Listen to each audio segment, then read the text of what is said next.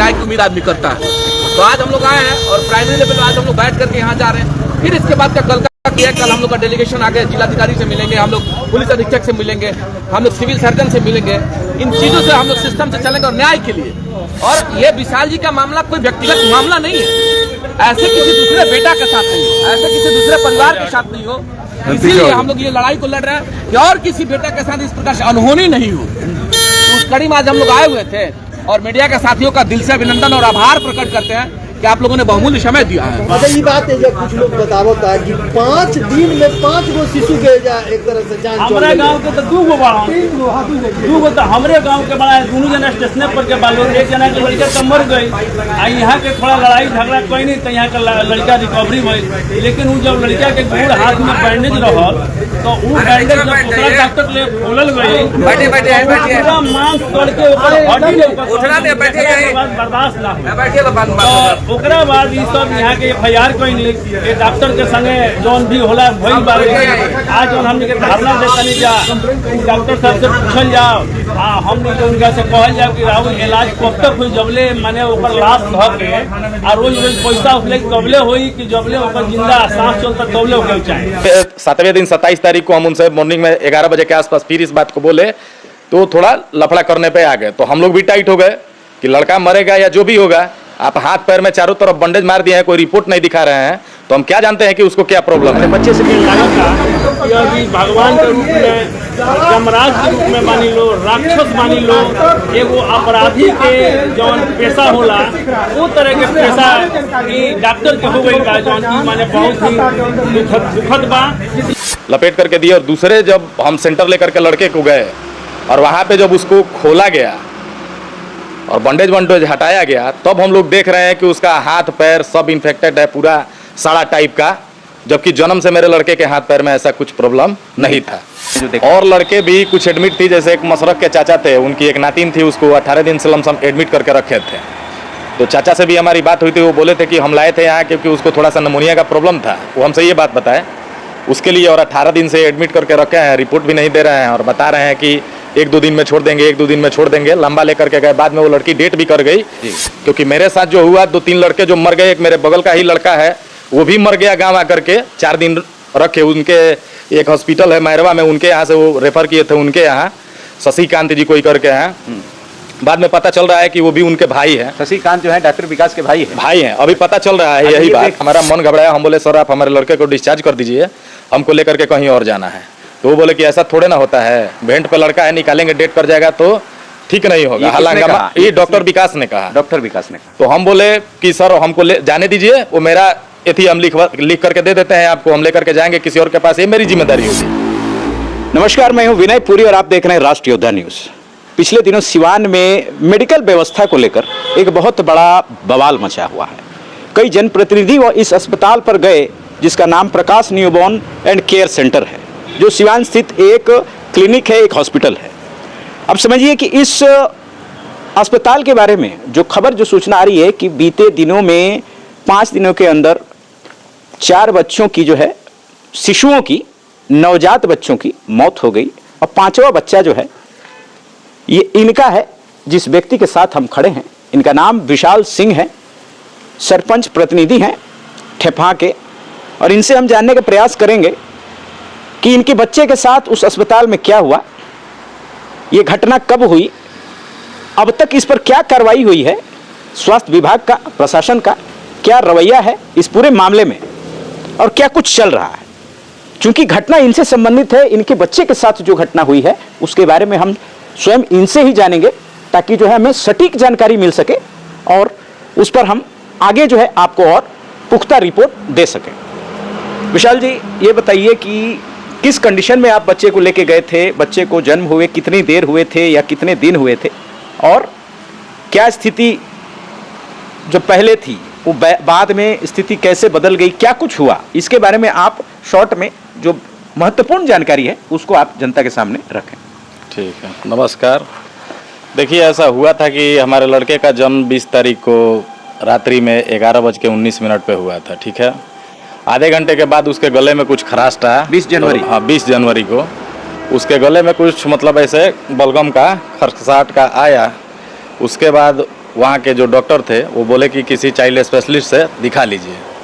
हम लेकर के चले गए डॉक्टर विकास कुमार के पास। वहाँ लेकर के गए तो वो बोले कि ठीक है देखते हैं, थोड़ा कचड़ा ले लिया है। तो हमको पाइप वाइप ये वगैरह लिख करके दिए तो गए हम लाने के लिए। डॉक्टर विकास कुमार, डॉक्टर विकास उनके कुमार अस्पताल का क्या नाम है? उनके अस्पताल का नाम है प्रकाश न्यूबॉर्न चाइल्ड केयर सेंटर ऐसे करके है। उसके बाद क्या हुआ कि जब हम दवा लेने गए तो आ करके देख रहे थे तो मेरे लड़के को भेंट पे डाल रहे थे। जब हम उनको टोके थे तो वो बोले कि इसको कुछ ऑक्सीजन का थी कमी हो रहा है, इसके वजह से हम इसको भेंट पे लगाए हैं। 24 से 48 घंटा में मेंटेन कर जाएगा तो हम उसको उतार देंगे। हम बोले कि ठीक है सर, कोई बात नहीं है। 48 घंटे के बाद यानी कि नेक्स्ट डे हम लोग तीसरे दिन जब गए वहाँ पे 23 तारीख के दिन सुबह में हम वहीं थे तो डॉक्टर साहब आए तो उनसे पूछे कि सर आज लड़के को उतारिएगा भेंट से। तो वो बोले कि हम बताते हैं कुछ देर के बाद। उसके बाद डॉक्टर साहब के साथ ही जब हम लड़के को देखने के लिए गए सुबह में लमसम 11 बजे के आसपास तो देखे कि उसके हाथ में जहाँ जेलक्यू लगाया गया था फर्स्ट दिन उसमें बंडेज मारा हुआ था। तो हम देखे तो पूछे कि सर इसमें बंडेज क्यों लगाए हैं? तो वो बोले कि उसमें सूजन हो गया है, इसके लिए हम बंडेज किए हैं कि सूजन कम हो जाएगा, और जेलक्यू का पाइप निकाल करके बाएं पैर में लगा दिए। हम बोले कि ठीक है सर, कोई बात नहीं। हम बाहर चले आए जबकि हमारा मन ये देख करके, क्योंकि बाकी लड़कों के भी हाथ में हम बंडेज देखे थे, उनके यहाँ CCTV कैमरा लगा हुआ है, उसमें आप लोग देखिएगा कि उनका ये नहीं है कि मेरे ही लड़के के साथ ऐसा हुआ है। जो हम वहाँ देखते थे 3 दिन में कुछ ना कुछ हमको पता चला क्या हुआ था और क्या हुआ था वहाँ आपने जो देखा? और लड़के भी कुछ एडमिट थी, जैसे एक मशरक के चाचा थे, उनकी एक नातिन थी, उसको 18 दिन से लमसम एडमिट करके रखे थे। तो चाचा से भी हमारी बात हुई थी, वो बोले थे कि हम लाए थे यहाँ क्योंकि उसको थोड़ा सा नमूनिया का प्रॉब्लम था, वो हमसे ये बात बताए उसके लिए, और 18 दिन से एडमिट करके रखे हैं, रिपोर्ट भी नहीं दे रहे हैं और बता रहे हैं कि 1-2 दिन में छोड़ देंगे, 1-2 दिन में छोड़ देंगे। लंबा लेकर के गए, बाद में वो लड़की डेट भी कर गई लेकर के, वो दूसरे जगह जब भागे वहाँ सामने अब मेरे सामने ही लेकर के वो चले गए, मतलब गिड़गिड़ाए रोए। ये बात सब सच है क्योंकि वहाँ पे CCTV कैमरा लगा है, प्रमाण मिल जाएगा प्रशासन अगर जो खोजेगा तो। मेरे पास जो है वो तो हम दे रहे हैं, लेकिन हॉस्पिटल में जो कैमरा है उसमें क्या हो रहा है वो तो सब साक्ष्य के रूप में उसमें दिखेगा ही। जी बिल्कुल। तो इससे हमको डर नहीं है क्योंकि हम अपने आँख से भी देखे हैं। मेरे साथ भी जो लोग आते थे मेरे गाँव से मिलने के लिए, वो लोग भी देखते थे कि वहाँ की दशा दुर्दशा क्या है।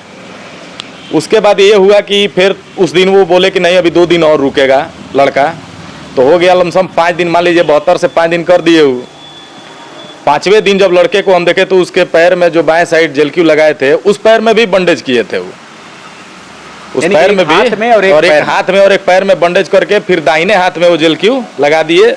बाएं साइड के दोनों में बंडेज था, जो कि हम वीडियो दिए हैं मीडिया बंधुओं को और प्रशासन को भी दिए हैं। तब हम उनसे पूछे कि सर ये बाएं पैर में क्या हो गया, तो वो बोले कि इसमें भी सूजन हो गया है। हमारा मन घबराया, हम बोले सर आप हमारे लड़के को डिस्चार्ज कर दीजिए, हमको लेकर के कहीं और जाना है। तो वो बोले कि ऐसा थोड़े ना होता है, भेंट पे लड़का है, निकालेंगे डेट कर जाएगा तो ठीक नहीं होगा। हल्ला ये डॉक्टर विकास ने कहा। डॉक्टर विकास ने कहा। तो हम बोले कि सर हमको ले जाने दीजिए, वो मेरा एथी हम लिख करके दे देते हैं आपको, हम लेकर के जाएंगे किसी और के पास, ये मेरी जिम्मेदारी होगी।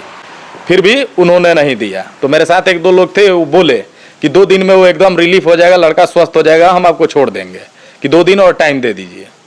2 दिन हम टाइम दिए। 7वें दिन 27 तारीख को हम उनसे मॉर्निंग में 11 बजे के आसपास फिर इस बात को बोले, तो थोड़ा लफड़ा करने पे आ गए। तो हम लोग भी टाइट हो गए कि लड़का मरेगा या जो भी होगा, आप हाथ पैर में चारों तरफ बंडेज मार दिए हैं, कोई रिपोर्ट नहीं दिखा रहे हैं, तो हम क्या जानते हैं कि उसको क्या प्रॉब्लम है। बच्चे से मिलने दिया जा रहा था? हाँ मिलने, देखिए बच्चे के पास कोई जाता नहीं है, इन्फेक्शन का डर रहता है, तो कुछ दूरी पे हम लोग देखते थे, लेकिन अपने फोन में हम वीडियो और फोटो बराबर उनके जो असिस्टेंट थे उनसे हम मंगवाते रहते थे कि थोड़ा फोटो खींच करके लाइएगा, देखने के इच्छा से। ये नहीं जानते, हमारा कोई नियत खराब नहीं था। उस वजह से फिर उनसे लफड़ा किए, तो वो बोले कि आप एक एम्बुलेंस बुलाइए भेंट वाला, तब हम आपके लड़कों को देंगे उतार के। हम एम्बुलेंस को बुलाए, फिर वो लड़के को उतारे भेंट से और लेकर के मतलब हमको दिए, कंबल में लपेट करके, जो हम कंबल दिए थे उनको लपेट करके दिए। और दूसरे जब हम सेंटर लेकर के लड़के को गए और वहाँ पे जब उसको खोला गया और बंडेज हटाया गया, तब हम लोग देख रहे हैं कि उसका हाथ पैर सब इन्फेक्टेड है, पूरा साड़ा टाइप का, जबकि जन्म से मेरे लड़के के हाथ पैर में ऐसा कुछ प्रॉब्लम नहीं था।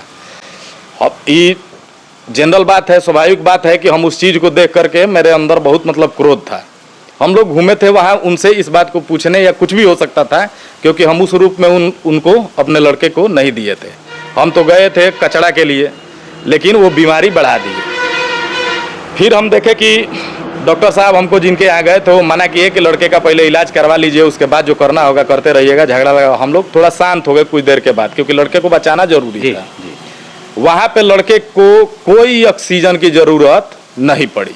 मैंने जाते ही वहाँ पर ऑक्सीजन की कोई ऑक्सीजन पाइप हम लोग एम्बुलेंस से हटा करके लड़के को रखे, उस वीडियो भी है हमारे पास, सब कुछ एम्बुलेंस से लेकर के वहाँ उतारे। तब तक लड़का हमारा 6 से 7 घंटा बिना ऑक्सीजन का एकदम नॉर्मल तब तक रहा जब तक उसके पूरे बॉडी का वाश किया गया, क्योंकि वो 7 दिन से उस लड़के को कभी मतलब वाश भी नहीं किए थे, तेल भी कोई नहीं लगाए थे, वैसा ही पूरा चरा उरा करके गया था। लड़का पूरा इन्फेक्शन से ग्रसित था।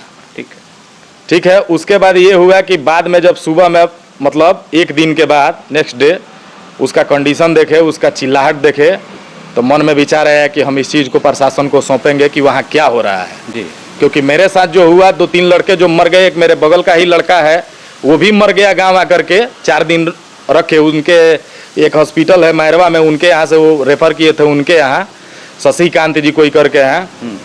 बाद में पता चल रहा है कि वो भी उनके भाई हैं। शशिकांत जो है डॉक्टर विकास के भाई हैं, अभी पता चल रहा है यही बात। व्यक्ति जिनका बच्चा मरा, इनका नाम आप कह सकते हैं? हाँ, उनका नाम मेरे गांव का ही लड़का है, उसका नाम चंद्रगुप्त है, राजू कुमार करके ऐसे उसको लोग बुलाते हैं। लड़का डेट कर गया, वो भी लड़का डेट कर गया। जब उसके शरीर में पूरा ऊ तो लेकर के गया था, उसको भी खांसी ही था, लेकर के गया। अब वो स्वस्थ बच्चा था, हम क्योंकि वहाँ पे थे, और वो भी बता देगा आपको, उसका भी फोटो वीडियो सब कुछ पड़ा हुआ है। 4 दिन में उस लड़के को इतना वो एंटीडोज चढ़ा दिए कि वो लड़का एकदम, उसका शरीर पूरा पॉइजन हो गया था। उसके बाद वो डर से लेकर के भागा दिनेश कुमार के यहाँ से आए, तो वो उस चीज़ को एक्सेप्ट नहीं किए, क्योंकि वो बोल दिए कि लड़के को पहले ही इतना ना ही दिया गया है कि हमारे बस का बात नहीं है। तो वो लेकर के देवरिया की तरफ भागा। वहाँ जा कर के लड़का इसके सराय कोई है, उनके यहाँ वो लड़का लास्ट में दम तोड़ देता है। अच्छा, तो ये जो है पूरा मामला आपने शुरू से जाना कि इनके साथ, इनके बच्चे के साथ क्या घटना हुई है। अब बताइए विशाल जी कि इस पर आपने क्या कार्रवाई की, कहाँ कहाँ आपने मदद की, कोशिश की, गुहार लगाई, और क्या आपको रिस्पॉन्स मिला है? देखिए, हम तो गए पुलिस प्रशासन के पास, क्योंकि हम भी एक गांव के सरपंच प्रतिनिधि हैं जी। हम लोग भी देखते हैं, हम तो ये सोच रहे हैं कि जब हम लोग का ये दशा है तो आम लोगों के साथ क्या होता होगा। मान लीजिए कि लड़के जीवन के बहुत माने मूल्य चीज़ होते हैं, उसके लिए लोग अपना घर दुआर खेती बाड़ी देह तक बेच देते हैं। और ये सिवान में बैठ करके या ऐसे जो भी डॉक्टर हैं, सारे डॉक्टर तो दुश्मन है नहीं, लेकिन ऐसे जो भी डॉक्टर हैं जिनको प्रैक्टिस की या पढ़े लिखे या जानकारी नहीं है, वो लेकर के जब वहाँ पे जाते हैं तो मान लीजिए कि ये मतलब लोगों के साथ पूरा पूरी धोखा हो रहा है। हम लोग तो अपने भगवान के पास जाते हैं, इस गुहार से, इस निवेदन से जाते हैं कि हम लेकर के जाएंगे तो ठीक हो जाएगा, लेकिन इस उम्मीद को बैठ करके ये लोग वहाँ पे तोड़ रहे हैं। लोग अपना सारा पूंजी थाती सब कुछ ले जा करके उन लोगों को देते हैं इस विश्वास में कि हमारा जो है वो सुरक्षित रहेगा, सेफ रहेगा, लेकिन ये लोग उसको मार देते हैं। अच्छा, FIR किया है आपने इस पे? FIR हमने किया है SHO महादेवा थाना में जो है। कितने तारीख को? 1 तारीख को, 31 तारीख को भी हमने उनको सूचना दिया है, और 1 तारीख को उनको FIR का पेपर हमने बाकायदे लिखित आवेदन हमने दिया है, जिसका कॉपी भी मेरे पास है। उसके बाद हम सिविल सर्जन सिवान को भी 1 तारीख को ही हमने दिया है। उसके बाद SP साहब को भी हमने दिया है। और इस विषय पे जब ये लोग कुछ नहीं किए तो 3 से 4 दिन के बाद हम DM साहब, SP साहब के पास गए, तो वो बोले कि मेरे अंडर ऐसा चीज़ आता नहीं है, DM साहब से आप मिल लीजिए। उसके बाद जब हम DM साहब के पास गए तो न्याय उचित बात मतलब वो नहीं बोले, क्योंकि इस मामले की जानकारी उनको पहले से ही थी, उनके बातों से लग रहा था, क्योंकि 3-4 दिन से हम इस चीज़ में भटक रहे थे। इसलिए भटक रहे थे कि मेरे लड़के के साथ जो हुआ, बाकी लड़कों को जो हम देखे उनके साथ हुआ, किसी और के लड़के के साथ ऐसा चीज़ ना हो। इस चीज़ के लिए हम न्यायालय के पास गए थे कि इनका जांच होना चाहिए कि और भी जो डॉक्टर है मैरवा में, जो आप घटना सुने होंगे कुछ दिन पहले जो हुआ था, उसमें इनके टीम गठित करके जो हॉस्पिटल को सील किए थे ये लोग, उस हिसाब से हम भी सोचे थे कि कोई कार्रवाई इन लोगों पे होगा। तो ऐसा कुछ मुझे मतलब आश्वासन भी नहीं मिला। वो लोग मेरा FIR का वो जो कॉपी हम दे रहे थे वो एक्सेप्ट भी नहीं किए। बाद में SHO किए, बाई पोस्ट भी हम किए हैं इन लोगों को, जो एक्सेप्ट करके, और अभी तक ये लोग रिटर्न में कुछ भी जवाब हमको नहीं दिए। अच्छा, तो आपको क्या इस बात की पुष्टि है कि एफआईआर दर्ज हो चुकी है? हाँ, हमको पुष्टि है, क्योंकि हमको थाने से फोन आया दर्ज हो गया, एफआईआर दर्ज हो गया? एफआईआर दर्ज हो गया है, वो हमको बताए, लेकिन जब थाने पे हम एफआईआर के कॉपी लेने के लिए पहुंचे तो बोल रहे हैं कि ऐसा कोई बात नहीं है, हम एफआईआर आपका नहीं दर्ज किए हैं। एफआईआर आपका नहीं दर्ज किए हैं? हाँ। ये किसने कहा है आपको? SHO जो महादेवा है, वो SHO महादेवा जी।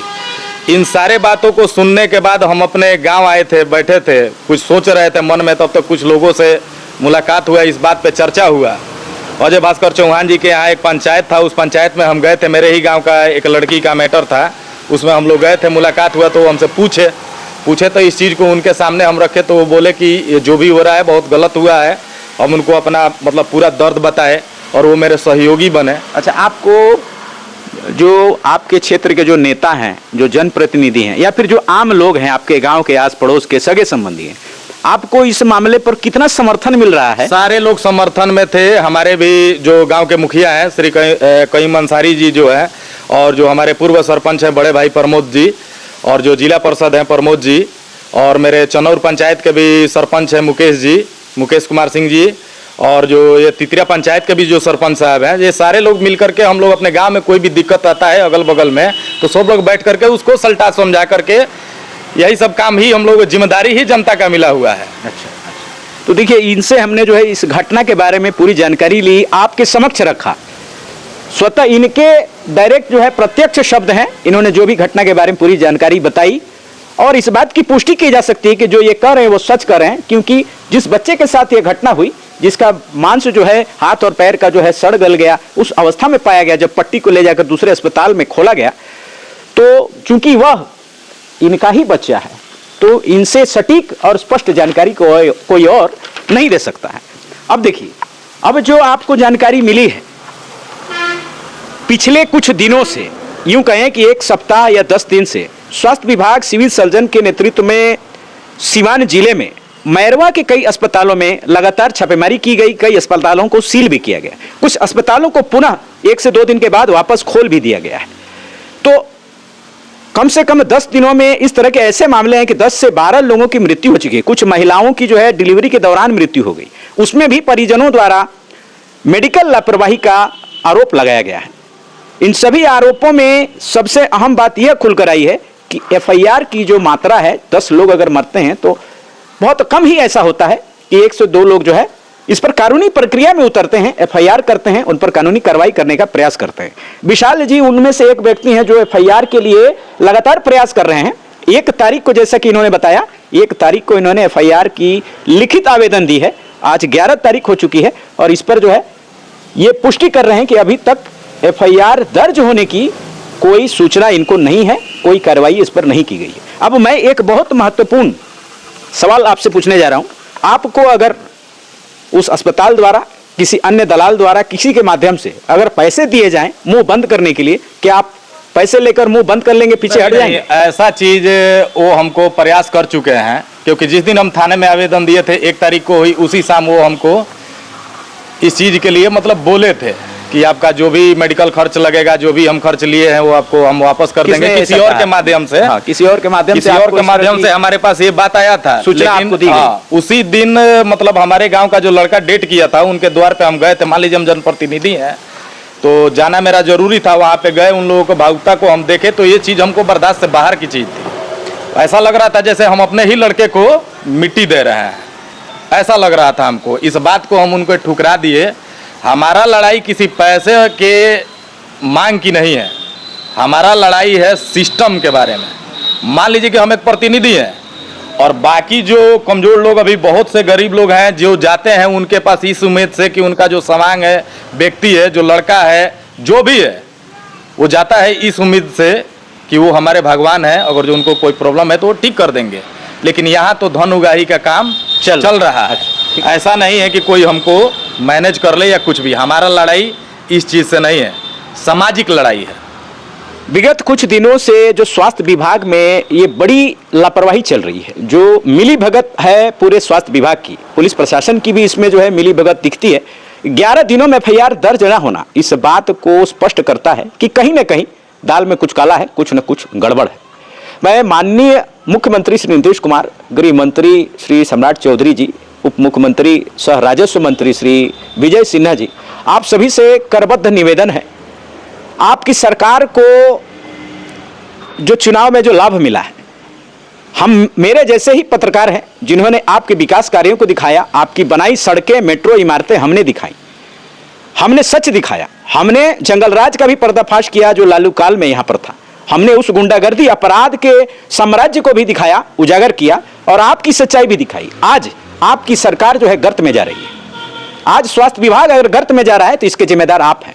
सवालों के घेरे में आज सिविल सर्जन है, ये कैसे पदाधिकारी हैं, स्वास्थ्य विभाग के जिला के मुखिया हैं जिन पर जो है इस तरह के आरोप लग रहे हैं। मैं आपको बता रहा हूं स्पष्ट, एक जनप्रतिनिधि द्वारा सिविल सर्जन को फोन किया गया इस मामले से संबंधित जानकारी देने के लिए, इस पर कार्रवाई करने के लिए, और सिविल सर्जन का रिस्पॉन्स ये था कि आज तो छुट्टी है।